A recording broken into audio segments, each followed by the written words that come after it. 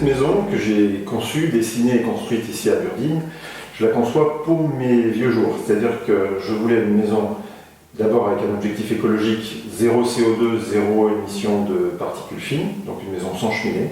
Et deuxièmement aussi un objectif économique. Cette maison, je voulais qu'elle ne me coûte plus rien une fois arrivée à la retraite, rien en facture d'énergie et rien en facture de maintenance. D'où le choix du solaire thermique. Le solaire thermique couvre 95% de mes besoins en chaleur, chauffage et eau chaude. Ces 95%-là sont gratuits. Avec le solaire thermique, sur 2 années, 2019 et 2020, je peux maintenant affirmer, chiffre à l'appui, que ma facture d'achat d'énergie pour toute ma chaleur, chauffage et eau chaude sanitaire, à 960 mètres d'altitude, c'est 22 € par an.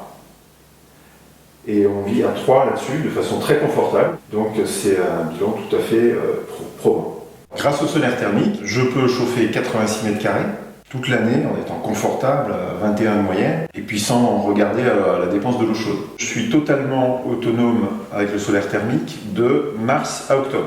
En hiver, je suis autonome quand il n'y a pas du tout de soleil, entre 4 et 7 jours, selon le froid qui est extérieur. Et c'est là qu'intervient l'importance du stockage.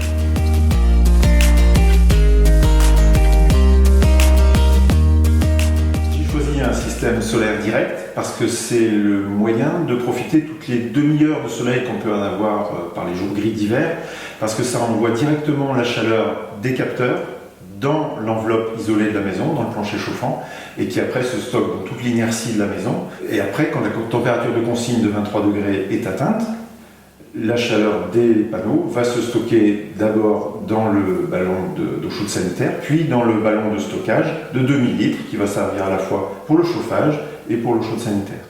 L'installateur dans un tel projet, il a un rôle de conseil extrêmement important pour bien dimensionner l'installation. Et grâce à Olivier Godin, qui m'a finalement vanté les mérites et l'efficacité de son système, le dimensionnement est parfaitement calibré pour les 86 mètres carrés que je chauffe.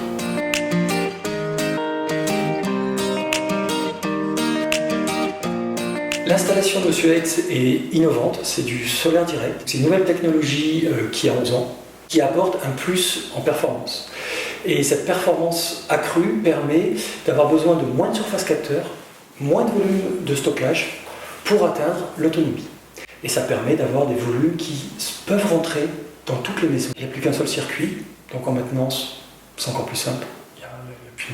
En plus, ce sont des systèmes qui sont connectés avec de l'autonomie acoustique qui permet de suivre et de garantir le bon fonctionnement dans le temps. Et il est silencieux, pas de bruit, pas de compression, pas de combustion. Quand on est installateur, c'est une installation à conseiller à ses clients parce que c'est simple, c'est fiable, c'est durable. On a des retours entre 30 et 50 ans de durée de vie sur les capteurs. Il n'y a pas une autre solution qui est mieux. Ce sont des solutions qui sont bien adaptées dans toute la France, même rentabilité de Marseille à Lille, et qui sont aussi bien adaptées au neuf comme à la réno, plancher chauffant comme radiateur. C'est donc une solution extrêmement pertinente partout en France.